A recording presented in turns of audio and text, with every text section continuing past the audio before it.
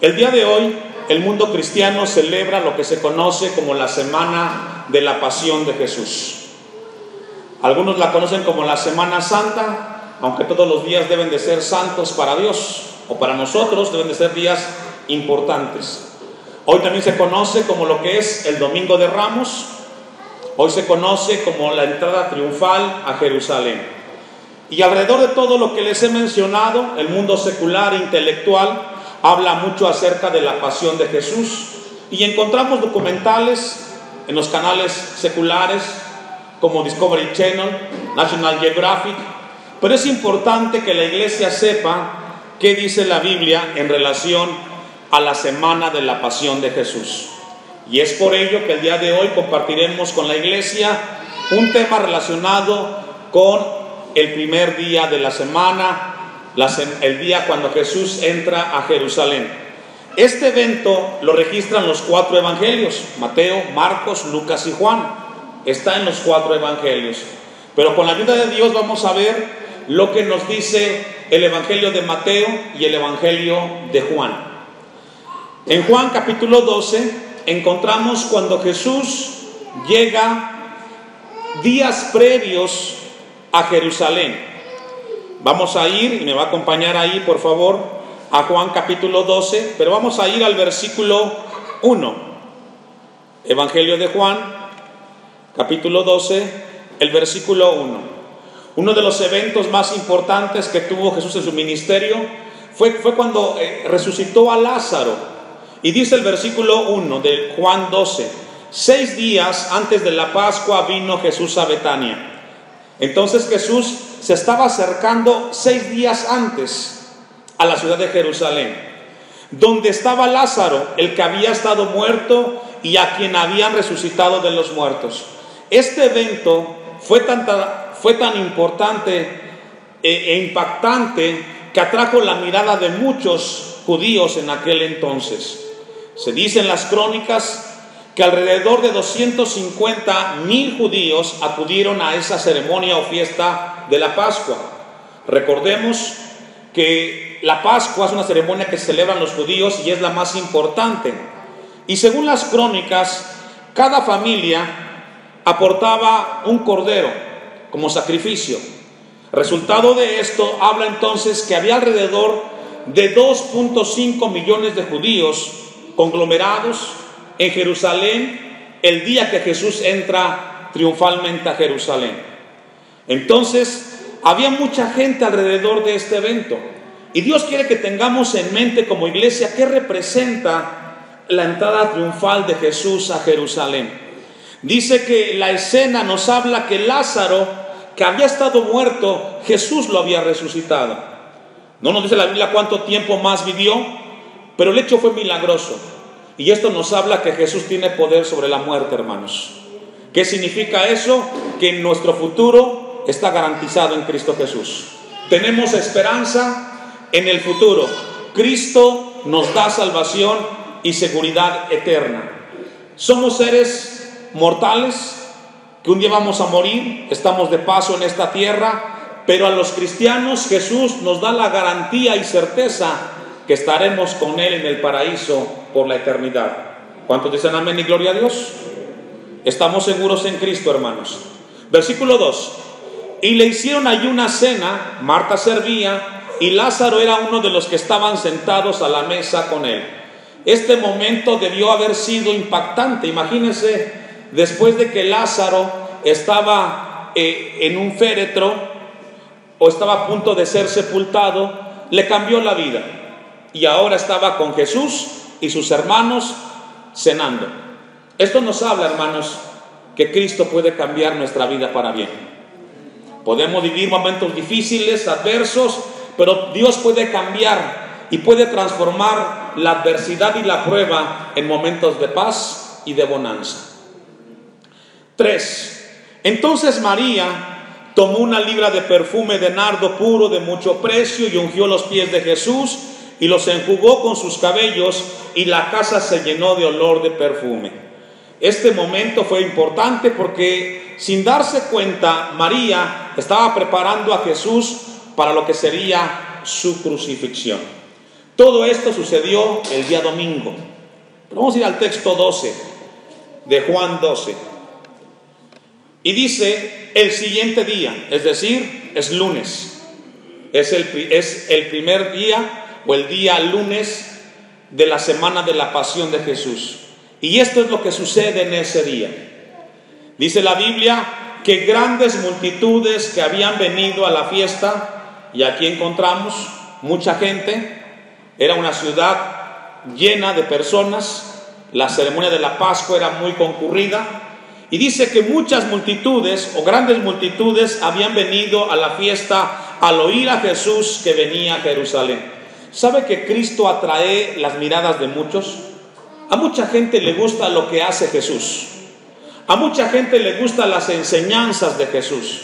Y eso es bueno, pero es mejor que tú tengas comunión con Dios. Porque no todos los que siguen a Jesús son realmente cristianos. Y aquí nos habla que mucha gente seguía al Señor. El versículo 13 dice, tomaron ramas de palmera y salieron a recibirle, clamaban hosana, bendito el que viene en el nombre del Señor, el Rey de Israel. Había dos grupos de personas en este momento.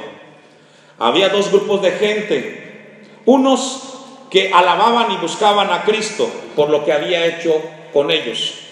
Pero también había un grupo de gente, religiosos, fariseos, que estaban solamente esperando el momento oportuno para entregar a Jesús y crucificarle.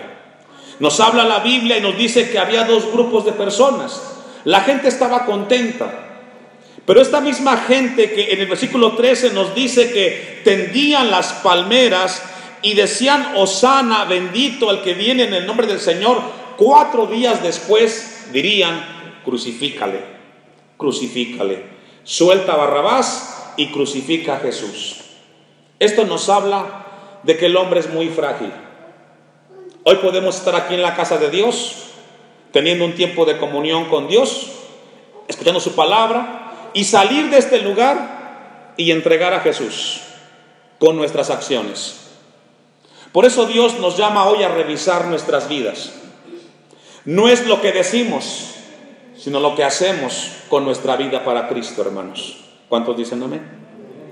Porque esta gente alababa a Dios, a Jesús lo exaltaba y reconocían su señorío, pero días después dirían, crucifícale, crucifícale. Esta semana es para revisar nuestra vida. La semana de la pasión de Jesús es para revisar cuánto amamos a Jesús y cuán frágiles somos nosotros de las cosas que muchas veces decimos del Señor. Vamos a ir a un pasaje de la Biblia que está en Marcos, capítulo 14. Marcos, capítulo 14, versículo 26. Dijimos que había dos grupos de personas, ¿cierto? Unos que reconocían la señoría de Jesús y que lo aclamaban como rey. Y encontramos en Marcos capítulo 14, versículo 26, a uno de los seguidores más cercanos de Jesús, Pedro. El apóstol Pedro nos narra Marcos que cuando Jesús iba a entrar al Getsemaní, esto es el día jueves de la semana de la pasión, tiene este encuentro con Cristo. Y en el sentido de que había dos grupos de personas que luego lo crucificarían o pedirían crucificarle, Pedro dice lo siguiente, versículo 26, ponga su vista ahí. Cuando hubieron cantado el himno, salieron al monte de los olivos. Entonces Jesús les dijo, todos os, ¿qué hermanos? Escandalizaréis de mí esta noche, porque escrito está, heriré al pastor y las ovejas serán dispersadas. Jesús les estaba profetizando, fíjese, no para dentro de un año, no para dentro de 6 meses, no para la siguiente semana. 3 años venían escuchando enseñanzas de Jesús. 3 años venían viendo, observando los milagros de Jesús. Y Jesús les profetiza a estos discípulos que a la noche lo entregarían y serían escandalizados. Jesús se los estaba advirtiendo. Dice el texto en el 28: pero después que haya resucitado, iré delante de vosotros a Galilea. Y entonces Pedro le dijo, ¿qué, hermanos? ¿Qué le dijo Pedro?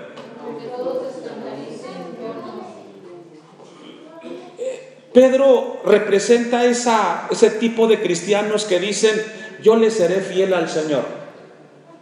Si yo le pregunto a la iglesia el día de hoy, ¿usted le es fiel a Dios? Quizás me contesta con un amén. Pero ¿sabe qué, hermano? Para serle fiel a Dios necesitamos de su gracia. Porque podemos fallar en cualquier momento y entregar con nuestras acciones a Jesús. Pedro se levantó de manera impetuosa y dijo, yo no. Los demás podrán dejarte, Jesús, pero yo me mantendré hasta el final firme contigo. Pregunta, ¿en quién o en qué estaba confiando Pedro cuando dijo esta pronunciación? ¿En quién estaba confiando? ¿O en qué estaba confiando? Una pregunta para la iglesia. Cuando él dice, aunque todos se escandalicen, yo no, ¿en qué estaba pensando? ¿O en qué sustentaba esa frase? ¿Saben qué? Efectivamente, en él mismo, en su capacidad, en su habilidad como ser humano. Él estaba diciendo que él por sus fuerzas no negaría a Jesús. Y aquí recordamos lo que dice Jeremías 17:9. El corazón del hombre es, ¿qué, hermanos? Engañoso y perverso más que todas las cosas. Si confiamos en nosotros, negaremos a Jesús. Necesitamos de la gracia del Señor. Versículo 30. Y le dijo Jesús, de cierto te digo que tú hoy en esta noche, es decir, en unas cuantas horas, Pedro, cuando salgas del templo Hashem y te enfrentes al mundo, serás capaz de negar a Jesús. Y le dijo Jesús, de cierto te digo que tú hoy en esta noche, antes de que el gallo cante, ¿cuántas veces? 2 veces, me negarás 3 veces. Hermanos, ¿dónde quedó el fuerte de Pedro? ¿Dónde quedó la convicción de Pedro? ¿Cuán frágiles somos? Esto nos habla que tenemos que tener mucho cuidado de nosotros, hermanos. Miren lo que dice el apóstol Pablo, 1 Corintios 10:12. 1 Corintios capítulo 10, versículo 12, usted me alcanza. Dice el texto, así que el que piensa estar firme, mire que ¿qué? Que no caiga. Hermanos, no descuidemos nuestra vida espiritual. No nos relajemos, porque el enemigo anda como león rugiente buscando a quien devorar, y no podemos descuidar nuestra comunión con Dios. Hoy es domingo, día del Señor, y el lugar debe de ser la casa de Dios. ¿Cuántos dicen amén? No podemos descuidar nuestra comunión. El apóstol Pablo dice, así que el que se sienta estar seguro y firme, cuídese de no caer. Si hasta el día de hoy le eres fiel a Dios, dale a Dios gracias. Si hasta el día de hoy te mantienes de pie en las cosas de Dios, dale a Dios gracias. Si hasta el día de hoy te mantienes seguro en el Señor, demos a Dios gracias, porque es por Él que estamos cerca de Dios, hermanos. Estas semanas para reconocer que es por la gracia de Dios que nos mantenemos cerca del Señor. Esto es bien importante. Una cita más, Proverbios 16:10. Escuchábamos un comentario de una hermana que decía que confió Pedro en sí mismo cuando pronunció, todos se alejarían menos yo. Proverbios 16:10. Dice aquí Salomón, antes del quebrantamiento, ¿es qué? ¿Está conmigo ahí? Perdón, 16:18. Proverbios 16:18, ¿está conmigo ahí?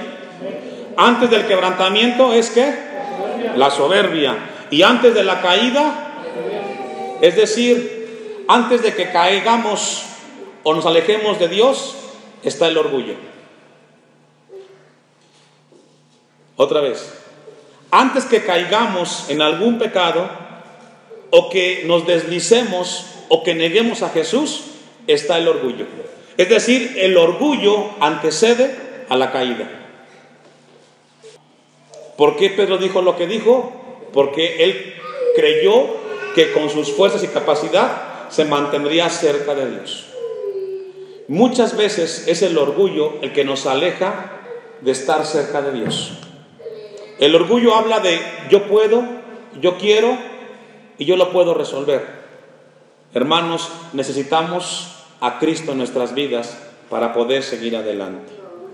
Amén. Regresamos al pasaje de Marcos 14 y leamos el último versículo donde Pedro contundentemente dice que él se mantendría firme y no negaría a Jesús. Marcos 14:31.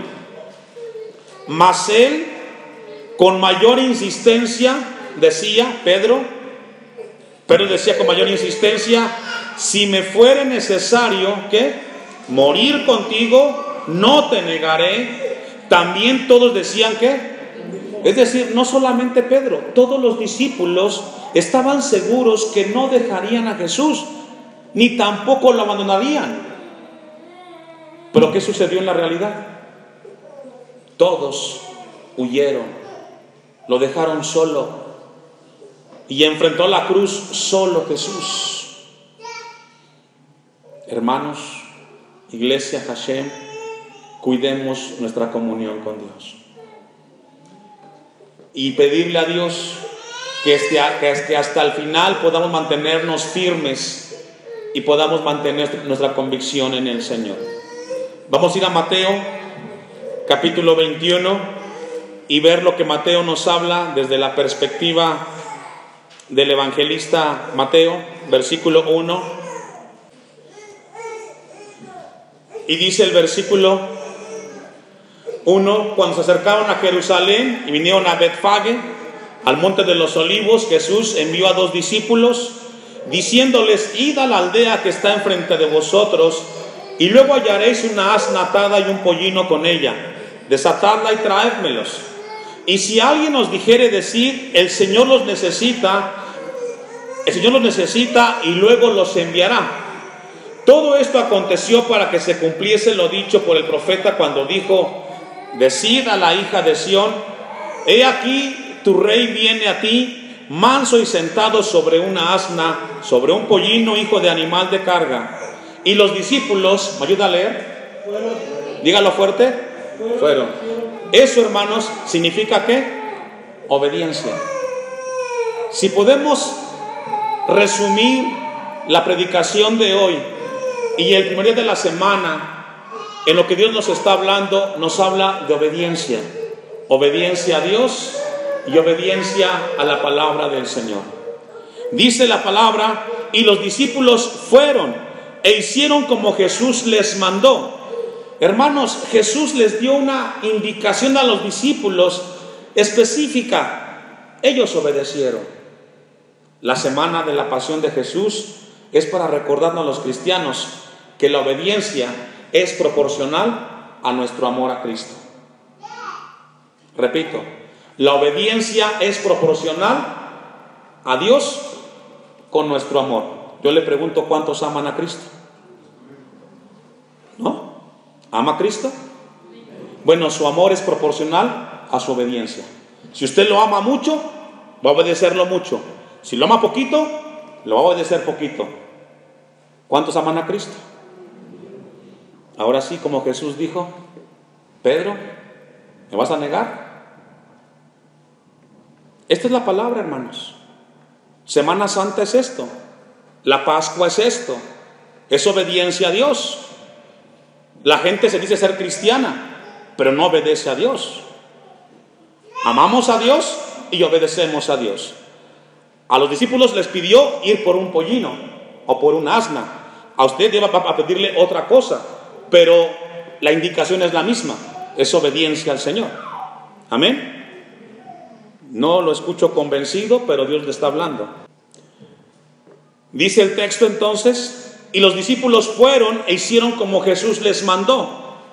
Y trajeron el asna y el pollino y pusieron sobre ellos sus mantos, y él se sentó encima. Y la multitud, que era muy numerosa, tendía sus mantos en el camino, y otros cortaban ramas de los árboles y las tendían en el camino. Qué escena tan hermosa cuando la gente se rinde al señorío de Jesús. Pero hermanos, Cristo no es superficial, Cristo es de convicción.